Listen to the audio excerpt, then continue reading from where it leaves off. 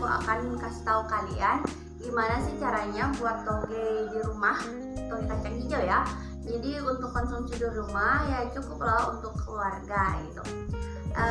Yang pertama, langsung saja ya. Yang pertama yang harus ada adalah niat. Jadi untuk membuat toge itu kita harus punya niat. Jangan cuma nonton video ini, karena dengan menonton video ini kalian tidak akan menghasilkan toge di rumah. Tapi dengan niat dan dengan penuh keyakinan kalian akan menghasilkan toge di rumah dengan menjalankan dan melaksanakan tips-tips berikut ini. Dan kalau saya sendiri membuat toge itu dapat menciptakan suatu kebahagiaan, karena saya sangat menikmati bagaimana masa tumbuhnya, berkecambahnya. Itu toge itu saya besarkan seperti anak sendiri.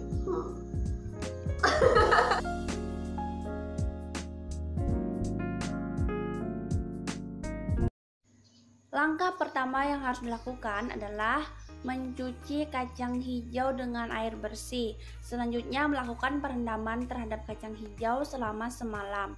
Nah, perendaman ini akan mempengaruhi cepat lambatnya perkecambahan karena air akan melunakkan kulit kacang hijau sehingga nantinya perkecambahan akan lebih cepat. Nah, ini kacang hijau yang sudah direndam selama 1 malam. Dan ini alat yang digunakan ada loyang berukuran kotak segi 4 itu, ada keranjang yang lubang-lubang, ada mangkok kecil, fungsinya sih untuk menyeimbangkan keranjang pas diletakkan di dalam loyang besar itu sih. Ada juga kain flanel yang sudah dipotong sesuai dengan ukuran keranjang yang bolong-bolong tadi. Tapi itu sebelum diisi kacang hijau dibasahi dulu ya, supaya nantinya kacang hijaunya tetap dalam kondisi basah. Nanti juga ada penyiraman gitu.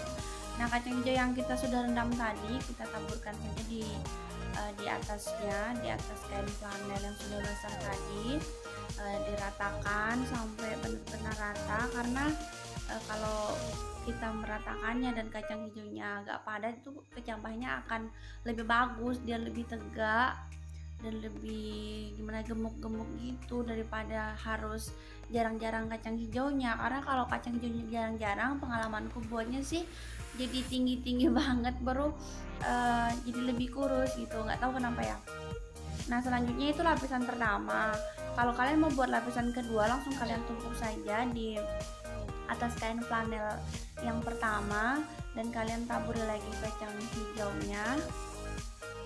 Kalau aku sih buatnya hanya biasa 2 lapisan karena lumayan cukup banyak jadinya untuk konsumsi 3 hari itu ya, konsumsi kita yang lagi doyan kacang hijau. Dan selanjutnya kita tutup dengan kain flanel yang basah lagi di atasnya untuk memastikan bahwa tidak akan ada cahaya yang masuk ke dalamnya. Aku tutupnya pakai 2 kain flanel supaya juga airnya tetap terjaga lembab, dan kita tutup dengan keranjang di atasnya. Bisa penutupnya apa aja, yang penting nantinya kacang hijau di dalam itu tetap dalam kondisi gelap gitu. Nah, untuk penyimpanannya pun aku simpannya di bawah meja di dapur untuk memastikan bahwa benar-benar tidak akan ada cahaya yang masuk ke dalam, karena dengan kondisi gelap hormon auksinnya itu kan tinggi dan ini sangat membantu mempercepat proses perkecambahan. Dan hal yang nggak boleh kalian lupakan juga adalah proses penyiraman.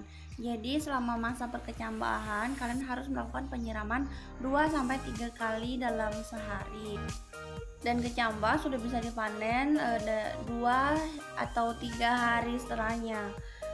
Sesuai selera kalian sih, kalian sukanya yang lebih panjang atau lebih pendek, tapi 2 hari udah bisa dipanen kok. Nah, ini model kecambah yang udah jadi, dia akan tampak seperti ini sangat menyenangkan kalau aku lihatnya ya. Ini kecambah pada lapisan di atas, sangat segar dan enak banget, kriuk-kriuk gitu.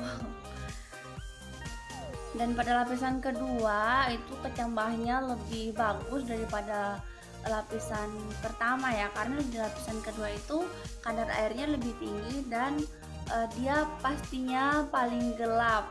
Kemungkinan cahaya matahari masuk itu paling kecil karena dia berada di posisi di bawah gitu. Dan untuk menghilangkan apa sih yang kulit-kulit kacang hijaunya kan bisa goyangkan saja, itu dia akan jatuh sendiri. Nah, ini untuk lapisan pertama.